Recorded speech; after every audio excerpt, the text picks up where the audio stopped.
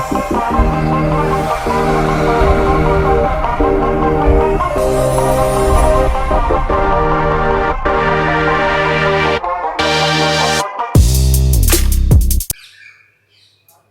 Friends, welcome to என்னினி இல்லம்.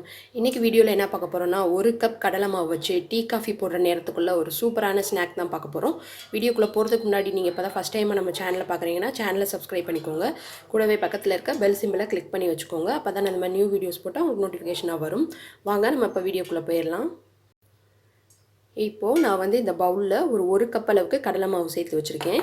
இது கூட 1/4 கப் அளவுக்கு அரிசி மாவு சேர்த்துக்கோங்க. அடுத்ததாக தேவையான அளவுக்கு உப்பு சேர்த்துக்கலாம்.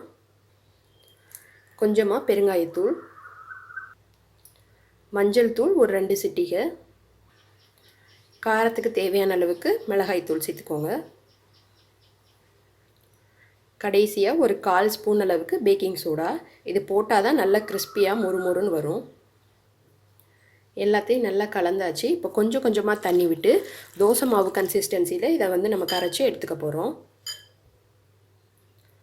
நம்ம மாவு கரைச்சாச்சு. இந்த மாதிரி கன்சிஸ்டன்சியில் கரைச்சி எடுத்துக்கணும். எண்ணெய் நல்லா காஞ்சிருச்சு. இந்த மாதிரி பூந்தி கரண்டி எடுத்துக்கோங்க. நான் இனிப்பு பூந்தி போடையிலையும் உங்களுக்கு சொல்லியிருந்தேன். ஒரு தடவை போடையிலையும் இந்த மாதிரி கரண்டியை நல்லா கழுவிட்டு தொடச்சிட்டு போடணும்.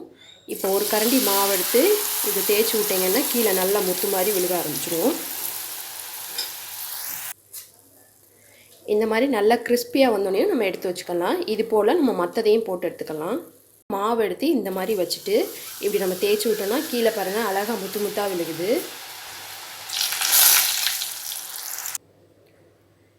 கடைசியாக கொஞ்சமாக நிலக்கடலை வறுத்து போட்டுக்கலாம். அது கூடவே கொஞ்சம் கருவேப்பிலையும் வச்சுக்கலாம். அவ்வளோதான். இப்போ நம்மளுக்கு காரா பூந்தி ரெடி ஆயிடுச்சு.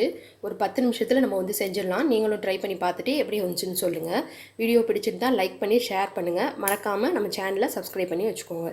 Thank you friends.